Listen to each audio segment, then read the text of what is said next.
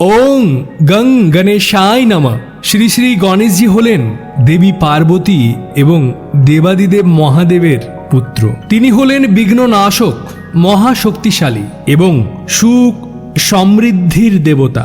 সপ্তাহে 7টি দিনের মধ্যে বুধবার দিনটি ভগবান গণেশের জন্য সমর্পিত। প্রত্যেক ভক্তরা এই বুধবার দিনে শ্রী গণেশের আরাধনা করে থাকেন। যে কোনো শুভ কাজ, শুভ অনুষ্ঠান শুরু করবার আগে শ্রী গণেশের পূজা করা হয়। যে ভক্তের ওপর শ্রী গণেশ প্রসন্ন হন, সেই ভক্তের সংসারে সুখ সমৃদ্ধি অর্থাৎ বিশেষ করে টাকা পয়সা আর্থিক দিক দিয়ে সমস্যা হয় না, সমৃদ্ধিশালী হয়ে ওঠে। এছাড়া বিশেষ করে যারা ধার দেনায় ডুবে আছেন, ঋণের মধ্যে জর্জরিত হতে পারে, বাড়ির লোন, গাড়ির লোন, এছাড়া বিভিন্ন প্রয়োজনে আপনি ঋণ নিয়েছেন কিন্তু সেই ঋণ কিছুতেই মেটাতে পারছেন না, তাহলে যে কোনো বুধবার থেকে শ্রী গণেশের গায়ত্রী মন্ত্র 108 বার শ্রবণ করা শুরু করুন। অবশ্যই বুধবার দিন শ্রী গণেশের পূজা দেবেন, শ্রী গণেশের পছন্দ মতো লাড্ডু দেবেন। এছাড়া আপনি যে দুঃখ কষ্টের মধ্যে দিয়ে যাচ্ছেন, সেই দুঃখ কষ্টের কথা শ্রী গণেশকে জানাবেন। তারপর এই গায়ত্রী মন্ত্র শ্রবণ করবেন। অনেকের মনে প্রশ্ন থাকতে পারে, প্রত্যেক বুধবার এই কাজটি করতে হবে না প্রত্যেক দিন করতে হবে? দেখুন, যে কোনো মন্ত্র হলো এক প্রকার সাধনা। তেমনি কোনো সাধনা যখন শুরু করবেন, সেই সাধনা প্রত্যেক দিন করা উচিত, তবেই সেই সাধনার প্রকৃত ফল পাওয়া যায়। তাই যে কোনো বুধবার থেকে আপনি শুরু করবেন পূজা দিয়ে, তারপর প্রত্যেক দিন এই মন্ত্র শ্রবণ করবেন। যারা পাঠ করতে পারবেন তারা পাঠ করবেন, আর যারা পাঠ করতে পারবেন না তারা শ্রবণ করবেন। মনে বিশ্বাস রাখবেন, সন্দেহ যেন না থাকে, তাহলে খুব কম দিনের মধ্যে আপনি ফল পাবেন। এই কাজটি টানা 51 দিন করতে পারলে আপনি বিশেষ ফল লাভ করতে পারবেন। এবং প্রিয় ভক্তবৃন্দরা, শক্তিমন্ত্র চ্যানেলে ভিডিওতে আপনারা উপকৃত হয়ে থাকলে অবশ্যই চ্যানেলটিকে সাবস্ক্রাইব করে সঙ্গে থাকবেন। তাহলে চলুন আমরা 108 বার এই গায়ত্রী মন্ত্র শ্রবণ করি।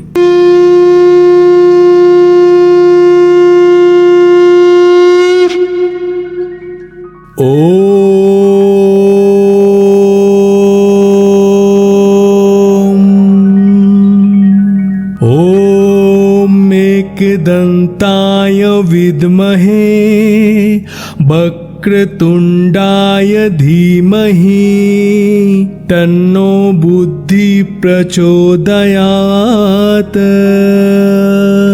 ओम एकदन्ताय विद्महे वक्रतुण्डाय धीमहि तन्नो बुद्धि प्रचोदयात्।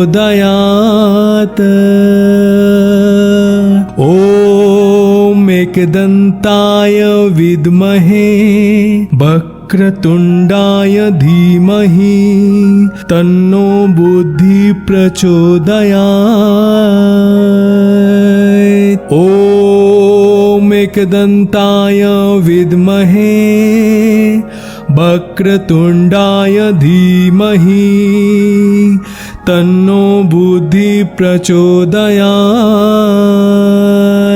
ओम एकदन्ताय विद्महे वक्रतुण्डाय धीमहि तन्नो बुद्धि प्रचोदयात्। ओम एकदन्ताय विद्महे वक्रतुण्डाय धीमहि तन्नो बुद्धि प्रचोदयात्।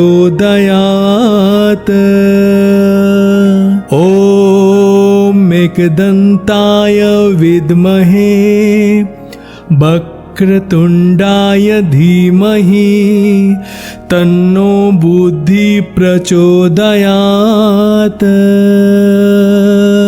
ओम एकदन्ताय विद्महे वक्रतुण्डाय धीमहि तन्नो बुद्धि प्रचोदयात्। ओम एकदन्ताय विद्महे वक्रतुण्डाय धीमहि तन्नो बुद्धि प्रचोदयात्। ॐ एकदन्ताय विद्महे वक्रतुण्डाय धीमहि तन्नो बुद्धि प्रचोदयात्।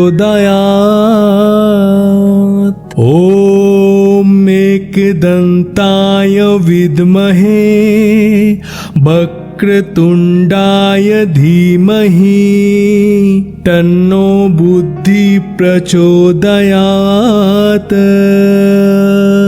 ॐ एकदन्ताय विद्महे वक्रतुण्डाय धीमहि तन्नो बुद्धि प्रचोदयात्। ॐ एकदन्ताय विद्महे वक्रतुण्डाय धीमहि तन्नो बुद्धि प्रचोदयात्। ॐ एकदन्ताय विद्महे वक्रतुण्डाय धीमहि तन्नो बुद्धि प्रचोदयात्। ॐ एकदन्ताय विद्महे वक्रतुण्डाय धीमहि तन्नो बुद्धि प्रचोदयात्। ॐ एकदन्ताय विद्महे वक्रतुण्डाय धीमहि तन्नो बुद्धि प्रचोदयात्। ॐ एकदन्ताय विद्महे वक्रतुण्डाय धीमहि तन्नो बुद्धि प्रचोदयात्। ॐ एकदन्ताय विद्महे वक्रतुण्डाय धीमहि तन्नो बुद्धि प्रचोदयात्। ॐ एकदन्ताय विद्महे वक्रतुण्डाय धीमहि तन्नो बुद्धि प्रचोदयात्। ॐ एकदन्ताय विद्महे वक्रतुण्डाय धीमहि तन्नो बुद्धि प्रचोदयात्। ॐ एकदन्ताय विद्महे वक्रतुण्डाय धीमहि तन्नो बुद्धि प्रचोदयात्। ॐ एकदन्ताय विद्महे वक्रतुण्डाय धीमहि तन्नो बुद्धि प्रचोदयात्। ॐ एकदन्ताय विद्महे वक्रतुण्डाय धीमहि तन्नो बुद्धि प्रचोदयात्। ॐ एकदन्ताय विद्महे वक्रतुण्डाय धीमहि तन्नो बुद्धि प्रचोदयात्। ॐ एकदन्ताय विद्महे वक्रतुण्डाय धीमहि तन्नो बुद्धि प्रचोदयात्। ॐ एकदन्ताय विद्महे वक्रतुण्डाय धीमहि तन्नो बुद्धि प्रचोदयात्। ॐ एकदन्ताय विद्महे वक्रतुण्डाय धीमहि तन्नो बुद्धि प्रचोदयात्। ॐ एकदन्ताय विद्महे वक्रतुण्डाय धीमहि तन्नो बुद्धि प्रचोदयात्। ॐ एकदन्ताय विद्महे वक्रतुण्डाय धीमहि तन्नो बुद्धि प्रचोदयात्। ॐ एकदन्ताय विद्महे वक्रतुण्डाय धीमहि तन्नो बुद्धि प्रचोदयात्। ॐ एकदन्ताय विद्महे वक्रतुण्डाय धीमहि तन्नो बुद्धि प्रचोदयात्। ॐ एकदन्ताय विद्महे वक्रतुण्डाय धीमहि तन्नो बुद्धि प्रचोदयात्। ॐ एकदन्ताय विद्महे वक्रतुण्डाय धीमहि तन्नो बुद्धि प्रचोदयात्। ॐ एकदन्ताय विद्महे वक्रतुण्डाय धीमहि तन्नो बुद्धि प्रचोदयात्। ॐ एकदन्ताय विद्महे वक्रतुण्डाय धीमहि तन्नो बुद्धि प्रचोदयात्। ॐ एकदन्ताय विद्महे वक्रतुण्डाय धीमहि तन्नो बुद्धि प्रचोदयात्। ॐ एकदन्ताय विद्महे वक्रतुण्डाय धीमहि तन्नो बुद्धि प्रचोदयात्। ॐ एकदन्ताय विद्महे वक्रतुण्डाय धीमहि तन्नो बुद्धि प्रचोदयात्। ॐ एकदन्ताय विद्महे वक्रतुण्डाय धीमहि तन्नो बुद्धि प्रचोदयात्। ॐ एकदन्ताय विद्महे वक्रतुण्डाय धीमहि तन्नो बुद्धि प्रचोदयात्। ॐ एकदन्ताय विद्महे वक्रतुण्डाय धीमहि तन्नो बुद्धि प्रचोदयात्। ॐ एकदन्ताय विद्महे वक्रतुण्डाय धीमहि तन्नो बुद्धि प्रचोदयात्। ॐ एकदन्ताय विद्महे वक्रतुण्डाय धीमहि तन्नो बुद्धि प्रचोदयात्।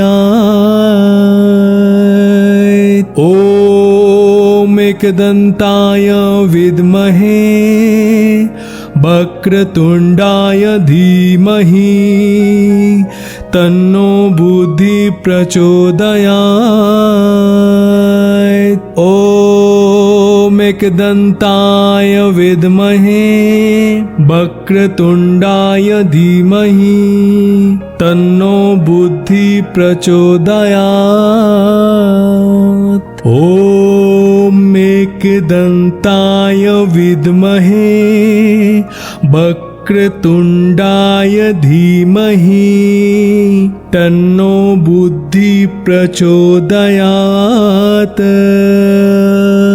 ॐ एकदन्ताय विद्महे वक्रतुण्डाय धीमहि तन्नो बुद्धि प्रचोदयात्। ॐ एकदन्ताय विद्महे वक्रतुण्डाय धीमहि तन्नो बुद्धि प्रचोदयात्। ॐ एकदन्ताय विद्महे वक्रतुण्डाय धीमहि तन्नो बुद्धि प्रचोदयात्। ॐ एकदन्ताय विद्महे वक्रतुण्डाय धीमहि तन्नो बुद्धि प्रचोदयात्। ॐ एकदन्ताय विद्महे वक्रतुण्डाय धीमहि तन्नो बुद्धि प्रचोदयात्। ॐ एकदन्ताय विद्महे वक्रतुण्डाय धीमहि तन्नो बुद्धि प्रचोदयात्। ॐ एकदन्ताय विद्महे वक्रतुण्डाय धीमहि तन्नो बुद्धि प्रचोदयात्। ॐ एकदन्ताय विद्महे वक्रतुण्डाय धीमहि तन्नो बुद्धि प्रचोदयात्। ॐ एकदन्ताय विद्महे वक्रतुण्डाय धीमहि तन्नो बुद्धि प्रचोदयात्। ॐ एकदन्ताय विद्महे वक्रतुण्डाय धीमहि तन्नो बुद्धि प्रचोदयात्। ॐ एकदन्ताय विद्महे वक्रतुण्डाय धीमहि तन्नो बुद्धि प्रचोदयात्। ॐ एकदन्ताय विद्महे वक्रतुण्डाय धीमहि तन्नो बुद्धि प्रचोदयात्। ॐ एकदन्ताय विद्महे वक्रतुण्डाय धीमहि तन्नो बुद्धि प्रचोदयात्। ॐ एकदन्ताय विद्महे वक्रतुण्डाय धीमहि तन्नो बुद्धि प्रचोदयात्। ॐ एकदन्ताय विद्महे वक्रतुण्डाय धीमहि तन्नो बुद्धि प्रचोदयात्। ॐ एकदन्ताय विद्महे वक्रतुण्डाय धीमहि तन्नो बुद्धि प्रचोदयात्। ॐ एकदन्ताय विद्महे वक्रतुण्डाय धीमहि तन्नो बुद्धि प्रचोदयात्। ॐ एकदन्ताय विद्महे वक्रतुण्डाय धीमहि तन्नो बुद्धि प्रचोदयात्। ॐ एकदन्ताय विद्महे वक्रतुण्डाय धीमहि तन्नो बुद्धि प्रचोदयात्। ॐ एकदन्ताय विद्महे वक्रतुण्डाय धीमहि तन्नो बुद्धि प्रचोदयात्। ॐ एकदन्ताय विद्महे वक्रतुण्डाय धीमहि तन्नो बुद्धि प्रचोदयात्। ॐ एकदन्ताय विद्महे वक्रतुण्डाय धीमहि तन्नो बुद्धि प्रचोदयात्। ॐ एकदन्ताय विद्महे वक्रतुण्डाय धीमहि तन्नो बुद्धि प्रचोदयात्। ॐ एकदन्ताय विद्महे वक्रतुण्डाय धीमहि तन्नो बुद्धि प्रचोदयात्। ॐ एकदन्ताय विद्महे वक्रतुण्डाय धीमहि तन्नो बुद्धि प्रचोदयात्। ॐ एकदन्ताय विद्महे वक्रतुण्डाय धीमहि तन्नो बुद्धि प्रचोदयात्। ॐ एकदन्ताय विद्महे वक्रतुण्डाय धीमहि तन्नो बुद्धि प्रचोदयात्। ॐ एकदन्ताय विद्महे वक्रतुण्डाय धीमहि तन्नो बुद्धि प्रचोदयात्। ॐ एकदन्ताय विद्महे वक्रतुण्डाय धीमहि तन्नो बुद्धि प्रचोदयात्।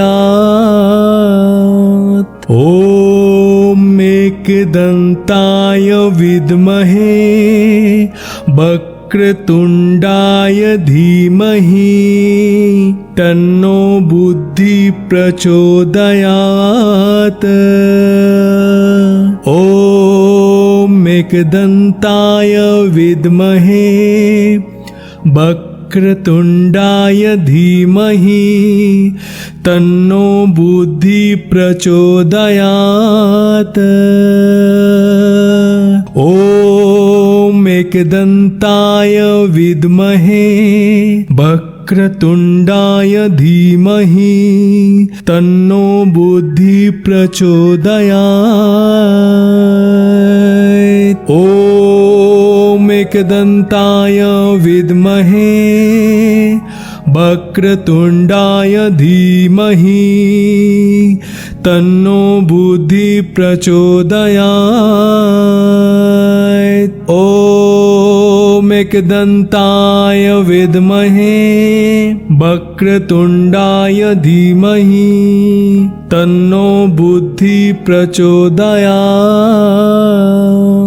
ॐ एकदन्ताय विद्महे वक्रतुण्डाय धीमहि तन्नो बुद्धि प्रचोदयात्। ॐ एकदन्ताय विद्महे वक्रतुण्डाय धीमहि तन्नो बुद्धि प्रचोदयात्।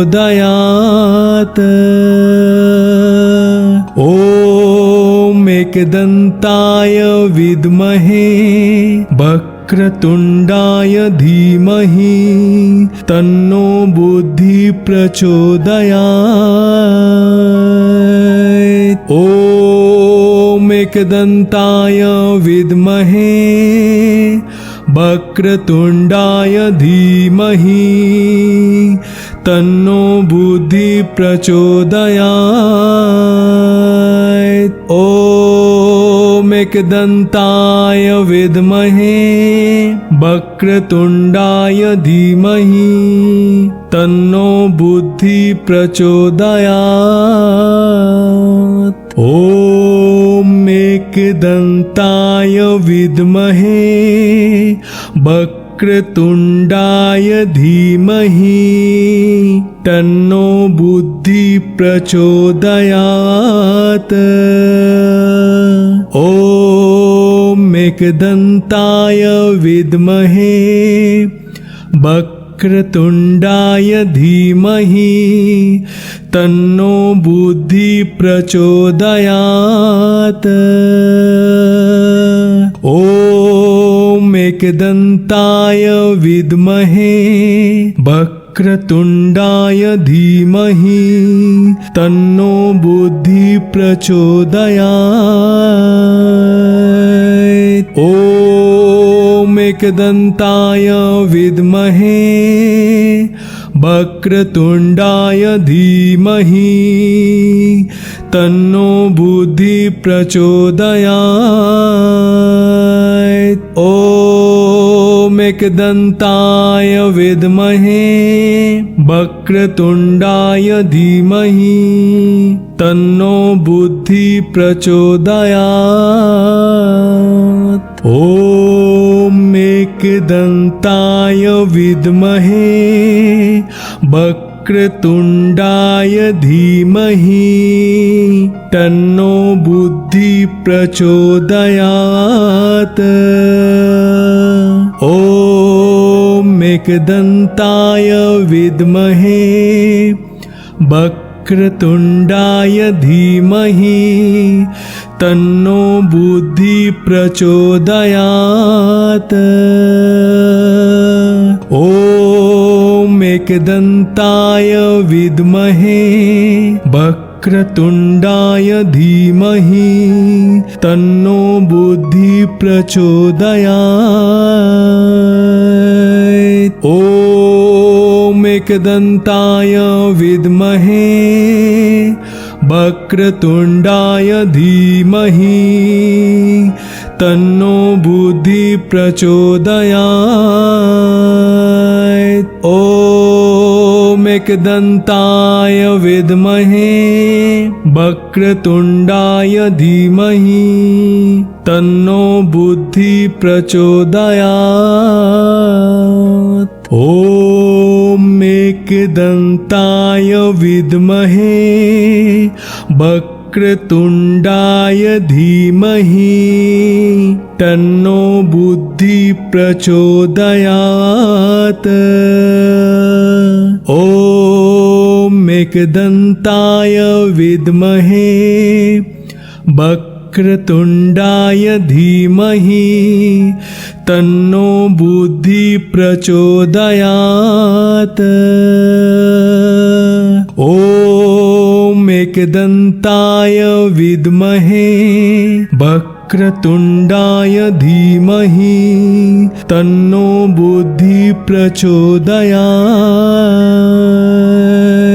ॐ एकदन्ताय विद्महे वक्रतुण्डाय धीमहि तन्नो बुद्धि प्रचोदयात्।